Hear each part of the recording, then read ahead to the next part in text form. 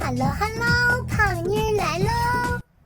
继续跟胖妮过情关，订阅胖妮，更新不迷路。相比沈眉庄提出绿豆汤折现，把自己搞得人心尽失，大放撒钱的华妃，仿佛更懂得收买人心。真的是这样吗？我们先细看一下华妃是如何大放的吧。沈眉庄提出了丽菜减半和绿豆汤折现的后宫新规定，华妃第一个就坐不住了。准确的说是华妃和她宫里的下人们都受不了了。这是多明显的事啊！皇帝让后宫节俭，变相支持着沈眉庄推出这些规定，无非就是针对华妃，给奢华嚣张的她上点眼药。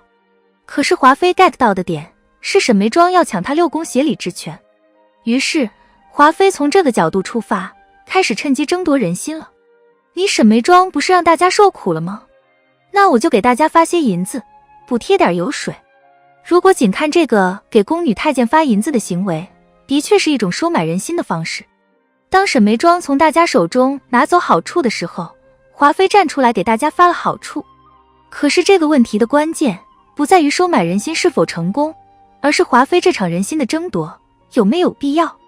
对于管理者来说，最核心的就是对资源的管理和配置，而钱就是管理者需要管理和使用的重要资源之一。说白了就是好钢要用在刀刃上。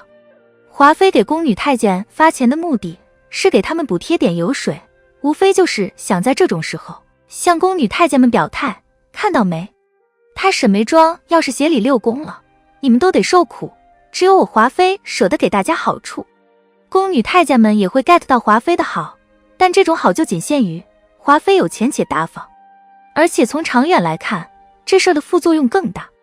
一方面，呼吁后宫节俭的是皇帝，华妃顶风给大家发钱，这无异于给皇帝唱反调。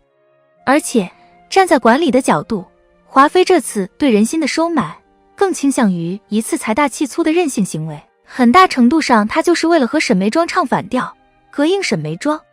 另一方面，对于宫女太监来说，这是一种无效激励，因为他们什么都没做，只是华妃和沈眉庄斗个法，他们就从中间得到了好处。人心都是钻营的，华妃的这种大方会让宫女太监们把华妃当做一棵摇钱树，还是一棵人傻钱多的摇钱树。这一点剧情中有很多地方都有暗示。胖妮梳理了两个非常重要的细节。第一个细节，每逢年节，华妃就要对宫人大兴赏赐，而且这次年羹尧要在京中过年，华妃更是要大放撒钱了。恰恰碰上皇帝提出节省开支，每个宫里的月例都减半。注意，这可是皇帝提出的新规，而不是沈眉庄。皇帝在这个节骨眼上实行这个规定，就是别有用心。华妃的反应是什么呢？吐槽、抱怨。华妃一直靠娘家支持，在宫里过奢华生活，本来就不妥当，如今还要如此高调的赏人，这是生怕别人抓不住她的把柄吗？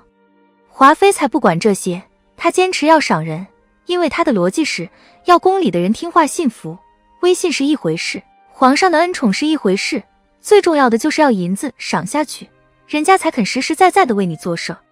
但是问题来了，他赏人的钱不够。宋之建议华妃问娘家要，但华妃觉得自己一直向娘家伸手不是个事儿。不仅是做管理者，就是生活和工作中，当一个人看重的是面子，那么他一定会失去更多。就在爱面子的华妃为难的时候，宋之提出，其实娘娘想赚些梯级钱并不难，想要拜见求官的人多得不得了。于是华妃就在宋之的怂恿下开始收受贿赂，给年羹尧举荐人才。试问自己给自己挖坑哪家强？翊坤宫找华妃，为了面子大手笔撒钱，又为了撒钱不择手段的搞钱。从这个恶性循环来看，把华妃埋坑里的每一铲土都是华妃自己靠实力亲手挖的。其次，不仅对下对上，华妃也是非常大方，趁着太后生病未愈，她决定送东西讨太后的欢心，但她的逻辑是给太后的东西要送就送最好的，否则还不如不送。宋之答道，这还不容易，只要银子花下去了，自然就有好东西。宋之这话说的细思极恐，让我想起老电视剧《大宅门》里，二奶奶在园子里看中了香秀，就安排管家把她买来当丫鬟，结果那个管家给香秀的父母50大洋，却转身回来给二奶奶报价500大洋。华妃这大把的银子像流水般花出去，不知有多少油水都被宫女太监给开走了。为了给太后买礼物，华妃就又缺钱了。她这时候盘算着，要是能凑上一笔银子就好了。宋芝一听，赶紧支招，于是华妃就举荐了罪臣赵之源，给哥哥年羹尧。就这样，华妃越陷越深。胖妮发现，很多人出现经济危机，都是因为自身缺失基本的判断和原则，不顾结果，一味的贪心，一味的追求虚荣的面子。大方的撒钱，的确让华妃收买到了一些人心，但她也亲手把自己推上了绝路。接下来要讲的就是第2个细节，非常扎心。皇帝已经决定除掉年羹尧，对华妃采取了相应的麻痹策略，在冷落了华妃很久之后，又复位华妃，重新宠幸。华妃自己已经觉察出一些反常，但是宋芝第一时间就来怂恿华妃，娘娘和皇上重的和睦，宫里宫外都高兴。按照老规矩，外头想求着娘娘的人还多着呢。华妃不敢轻举妄动，本宫也说不上哪里不对，但总觉得皇上对本宫跟以前不一样了。宋芝不罢休，继续怂恿华妃，和皇上待娘娘一如往昔啊。宋芝这话的功利性太强了，她迫切地希望华妃振作起来，继续把收受贿赂的事情赶紧再张罗起来。当华妃开始患得患失，觉得自己看不透皇帝的时候，周宁海也是闭着眼睛哄华妃，别的看不透，那皇上对娘娘的好，那是看得透透的。从宋芝和周宁海如此力劝华妃的言辞，不难看出，他们在华妃收受贿赂、举荐官员这件事上捞到了无数好处，所以华妃一复位，他们第一时间想的就是说服华妃继续干这个事。最终，华妃的大方养肥了宫女太监们的野心和欲望，人心不足蛇吞象，华妃就这样被他们一点点引上了一条停不下的船，只能一直开向风暴中心，走向毁灭。对于管理者来说，钱是资源，不是手段。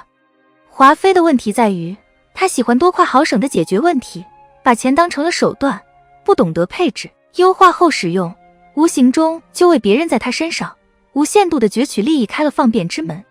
大方没有错，胖妮认为不管在职场还是在生活中，大方都是一种美德。但是像华妃这种不加审视的大方是万万不可行的。胖妮私以为，不管是职场还是生活中，过度的大方都会增加对方对你的不珍惜。人心复杂，得到的太容易太好，你一旦给不了的时候，就不是恩情，而是仇恨了。好了，本期的影片就到这里。喜欢胖妮，辛苦给影片点赞，订阅胖妮，下期更精彩。